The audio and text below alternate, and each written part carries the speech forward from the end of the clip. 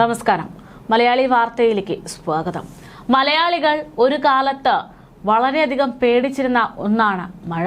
അതായത് നമ്മുടെ പ്രിയപ്പെട്ടവരായിട്ടുള്ള പലരും നമുക്ക് മുന്നിലൂടെ ജീവന് വേണ്ടി പിടയുന്ന ഒലിച്ചു പോകുന്ന സാഹചര്യം അടക്കം നോക്കി നിൽക്കേണ്ടി വന്നവർ പലരും വീടിനുള്ളിൽ, വെള്ളം നിറഞ്ഞ വീടിനുള്ളിൽ കുടുങ്ങിപ്പോകുകയും അതിൽ നിന്ന് രക്ഷപ്പെടാൻ പറ്റാതെ ജീവൻ നഷ്ടപ്പെടുകയും ചെയ്ത സാഹചര്യങ്ങൾ.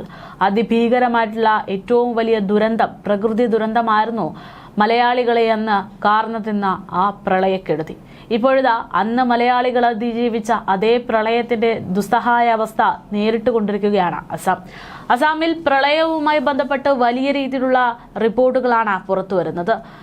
ചൊവ്വാഴ്ച 7 പേർ കൂടെ മരിച്ചു എന്നുള്ള റിപ്പോർട്ടുകൾ പുറത്തു വരുമ്പോൾ പ്രളയക്കെടുതിയിൽ ഏകദേശം 75ഓളം പേർ മരണപ്പെട്ടതായിട്ട് സ്ഥിരീകരിക്കുകയാണ്. അതേസമയം സംസ്ഥാനത്തെ പ്രളയബാധിതരുടെ എണ്ണം കുറഞ്ഞത് 7 ജില്ലകളിലായിട്ട് 3.32 ലക്ഷമായി ഉയർന്നു എന്നുള്ള വിവരങ്ങളാണ് ഇപ്പോൾ ദുരന്ത നിവാരണ അതോറിറ്റി അടക്കം അറിയിക്കുന്നത്. ശിവസാഗർ ജില്ലയിലെ നാസിറ റവന്യൂ സർക്കിളിൽ ചൊവ്വാഴ്ച റിപ്പോർട്ട് ചെയ്ത 7 മരണങ്ങളും അതിദയനീയമാണ്. കഴിഞ്ഞ ദിവസങ്ങളിലുണ്ടായ കനത്ത മഴയെ തുടർന്ന് സംസ്ഥാനത്തിന്റെ വിവിധ ഭാഗങ്ങളിൽ പ്രളയ സാഹചര്യം തുടരുന്നു എന്നാണ് വിവരങ്ങൾ. നിലവിൽ ശിവസാഗർ, ചരൈദിയോ, ഗോലാഘട്ട്, ജോർഹാഡ്, നഗാവ്, സോണിത്പൂർ, അതുപോലെ തന്നെ കാംറൂപ്, മെട്രോപൊളിറ്റൻ എന്നീ 7 ജില്ലകളിൽ പ്രളയക്കെടുതികൾ തുടരുകയാണ്. 21 റവന്യൂ സർക്കിളുകളിലായിട്ട് 622 ഗ്രാമങ്ങളെ പ്രളയം ബാധിച്ചു കഴിഞ്ഞെന്നാണ് വിവരം. സംസ്ഥാനത്താകെ 3,32,639 പേർ ഇപ്പോൾ പ്രളയബാധിതരായി കഴിയുന്നു. ഇതിൽ ഏറ്റവും കൂടുതൽ ബാധിതർ ചരൈദിയോ ജില്ലയിലുള്ളവരാണ്. ഇവിടെ 1,42,756 പേരെ പ്രളയം ബാധിച്ചിട്ടുണ്ട്. ശിവസാഗറിലെ 97,074 പേരും ജോർഹട്ടിൽ 57,371 പേരും ദുരിതമനുഭവിക്കുന്നവരാണെന്നാണ് വിവരങ്ങൾ.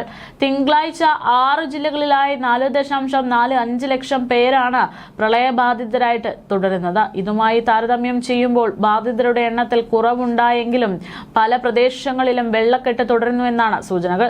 സംസ്ഥാനമാകെ 81 ദുരിതാശ്വാസ ക്യാമ്പുകൾ പ്രവർത്തിക്കുന്നുണ്ട്. ഇവിടങ്ങളിൽ 32,477 പേർ അഭയം തേടിയെന്നാണ് വിവരങ്ങൾ. കൂടാതെ 34 ദുരിതാശ്വാസ വിതരണ കേന്ദ്രങ്ങളും പ്രവർത്തിച്ചു വരുന്നതായി അധികൃതർ അറിയിക്കുന്നു. എന്തായാലും മലയാളികൾ അന്ന് നേരിട്ട ആ പ്രളയം അതിപ്പോൾ അവിടെ ഉണ്ടാകുമ്പോൾ മലയാളികളിലായിട്ടുള്ള ചില ആളുകളും ഇതേ സാഹചര്യം അവിടെ നിന്ന് നേരിട്ടുകൊണ്ടിരിക്കുന്നു എന്നതിന്റെ തെളിവായിട്ട് സോഷ്യൽ മീഡിയയിൽ ചില വ്ളോഗുകളൊക്കെ കാണാനിടയായി. അതായത് നമ്മൾ അന്ന് അതിജീവിച്ച അതേ ദുരന്താവസ്ഥയിലൂടെയാണ് ഇപ്പോൾ ഞാൻ നിൽക്കുന്ന അസം കടന്നു പോകുന്നത് എന്ന് പറഞ്ഞുകൊണ്ട് ഒരു മലയാളി സോഷ്യൽ മീഡിയ ആയിട്ടുള്ള ഇൻസ്റ്റഗ്രാമിൽ പങ്കുവെച്ച ഒരു വീഡിയോ ഇപ്പോൾ വൈറലാണ്. അതായത് അസാമിലെ പ്രളയം അത് മലയാളികൾ കൂടെ വളരെയധികം ആശങ്കയോടെ നോക്കിക്കാണേണ്ടുന്ന ഒന്ന് തന്നെയാണ് എന്ന് വിവരം. എന്തായാലും അസാമിനെ ഈ പ്രളയം ആകെ നശിപ്പിച്ചിരിക്കുന്നു എന്നുള്ള വിവരങ്ങളാണ് പുറത്തുവരുന്നത്. അരുണാചൽ പ്രദേശ്, നാഗാലാൻഡ്, മേഘാലയ എന്നിവിടങ്ങളിലെ കുത്തനെയുള്ള വനനിബിഡമായിട്ടുള്ള കുന്നുകളിൽ കനത്ത മഴനാശം വിതയ്ക്കുന്ന സമയത്താണ് അതിന്റെ പ്രത്യക്ഷമായിട്ടുള്ള ഭൗതിക നാശനഷ്ടങ്ങൾ മലഞ്ചെരുവുകളിലൂടെ സംഭവിക്കുമ്പോൾ അതിന്റെ ദുരന്തപൂർവമായിട്ടുള്ള പ്രത്യാഘാതങ്ങൾ അനുഭവിക്കേണ്ടി വരുന്നത് അസമിന്റെ സമതല പ്രദേശങ്ങളിലെ ആളുകളായിട്ട് വരുന്നത്. അവിടേക്ക് ഇപ്പോൾ ഇത്തരത്തിൽ വലിയ രീതിയിലുള്ള ദുരന്ത സമയം എത്തിയിരിക്കുകയാണ്.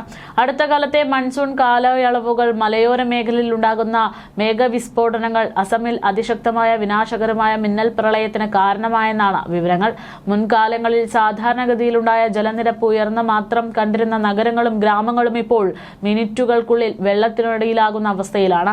പ്രദേശത്തിന്റെ ഭൂപ്രകൃതിയുമായും മാറിക്കൊണ്ടിരിക്കുന്ന കാലാവസ്ഥാ വ്യതിയാനവുമായി നേരിട്ട് ബന്ധപ്പെട്ടിരിക്കുന്ന സുരക്ഷിതമില്ലായ്മയുമാണ് ഇത് ചൂണ്ടിക്കാണിക്കുന്നതെന്നാണ് വിവരങ്ങൾ.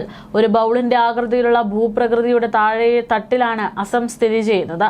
ബ്രഹ്മപുത്ര നദിയും അതിന്റെ ഡസൻ കണക്കിന് പോഷക നദികളും ദിഘൌ, സുബൻസിരി, ജിയാദാൽ, കോപ്പിലി എന്നിവ ഉൾപ്പെടെയുള്ള ചുറ്റുമുള്ള ഉയർന്ന മലയോര സംസ്ഥാനങ്ങളിൽ നിന്ന് ഉത്ഭവിക്കുകയോ അതിലൂടെ ഒഴുകുകയോ ചെയ്യുന്നവയാണ് പ്രദേശങ്ങളാണ് ഇവയെല്ലാം.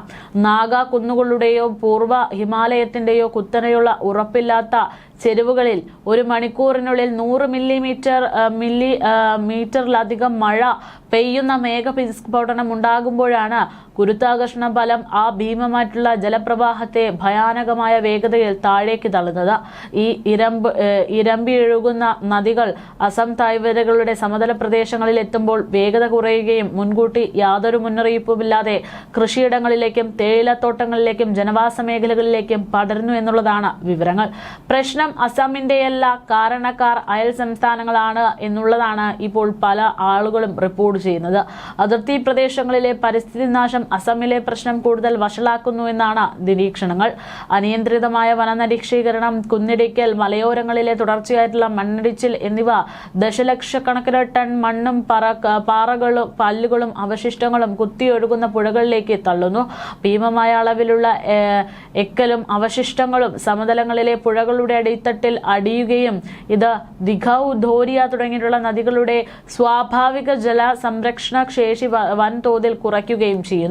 മേഘവിസ്ഫോടനത്തെ തുടർന്ന് വെള്ളം കുത്തിയൊഴുകുമ്പോൾ ആഴമില്ലാത്ത നദീജലങ്ങൾക്ക് ഈ ജലപ്രവാഹത്തെ ഉൾക്കൊള്ളാൻ കഴിയില്ല. ഇത് കനത്ത ജലസമ്മർദ്ദം മൂലം മൺചിറകളും മറ്റും പെട്ടെന്ന് തകരുന്നതിനിടയാക്കുന്നു.